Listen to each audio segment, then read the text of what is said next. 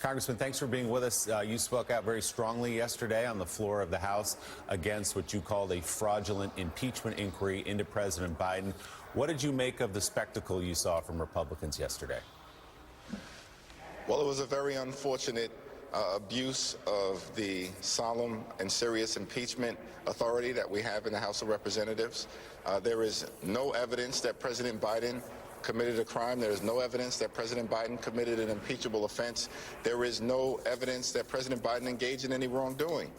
Effectively, what we saw is that the extreme MAGA Republicans in the House were ordered by an organized crime boss, the twice impeached former president of the United States, who has been, we've seen, a living, breathing, one-person crime wave. He basically ordered the extreme MAGA Republicans to launch this illegitimate impeachment inquiry as a political hit on President Joe Biden to try to undermine President Biden's ability to be reelected. Congressman Jeffries, one of the two participants in the press conference the Republicans had yesterday was the chairman of the House Judiciary Committee, Jim Jordan of Ohio. Has he ever paid a price for ignoring a congressional subpoena? If not, why not? It's a great question. He has not. And this speaks to sort of the approach that House Republicans have taken during the Trump years. Facts don't matter. Hypocrisy is not a constraint to their behavior. And many of them believe that shamelessness is a superpower. And so it's an approach that totally holds themselves to one standard of non-compliance with the law, with customs, with norms, with the Constitution, but tries to hold everyone else to a different standard. We'll expose that hypocrisy to the American people. But the bigger challenge is that House Republicans have spent this entire year doing nothing. Nothing on the economy, nothing on affordability, nothing on inflation, nothing to deal with the gun violence epidemic that continues to ravage this country, nothing on public safety. Instead, they're going after reproductive freedom, going after the progress that has been made under the Biden administration, and failing to advance the best interest of the American people.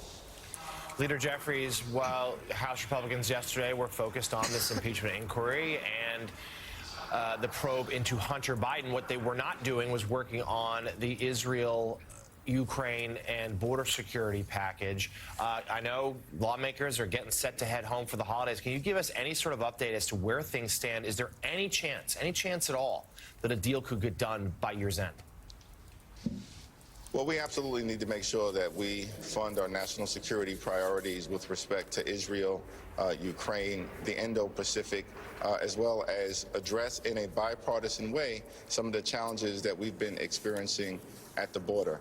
What we see, I believe, is that the pro-Putin caucus within the House Republican Conference, which on the inside is led by Marjorie Taylor Greene and Jim Jordan, and on the outside is led by Donald Trump and Tucker Carlson, actually wants Putin and Russia to prevail. They do not want to see us succeed in Ukraine, because the facts are clear. 50% of the territory that was initially captured by Russia has been recaptured by Ukraine. 300,000 casualties have been inflicted by the brave Ukrainians on the Russian invaders. That is north of half of the Russian military being wiped out.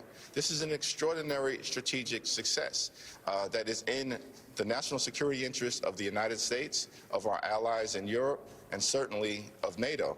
And we can't allow that success to be eroded. So there's no rational reason why the Republicans are refusing to fund the Ukrainian war effort, other than, at this point, taking orders from the pro-Putin caucus.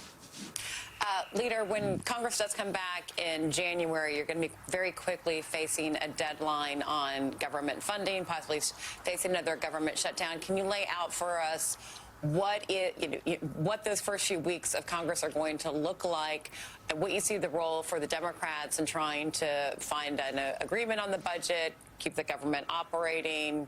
It's often fallen on Democrats' shoulders to be there for those key votes. How do you see those next few weeks playing out? Well, as you've pointed out, from the very beginning of this Congress, House Democrats have made clear that we're going to continue to put people over politics and to find bipartisan common ground on any issue whenever and wherever possible. And we've done that repeatedly as it relates to avoiding a catastrophic default on our debt. It was Democrats who provided the vote necessary to protect the full faith and credit of the United States of America and avoid the economy from crashing. And it certainly has been Democrats providing the votes necessary to keep the government open, not once, but twice. And we are ready, willing, and able to continue to do that, but we need partners on the other side of the aisle. And I'm concerned that House Republicans actually want to shut the government down. It's in their DNA. They've done it multiple times, and it will be bad for the American people. We're prepared to do everything possible to stop that from happening. House Minority Leader, Congressman Hakeem Jeffries of New York, thank you very much for coming on the show this morning. We appreciate it. Thank you. Happy holidays.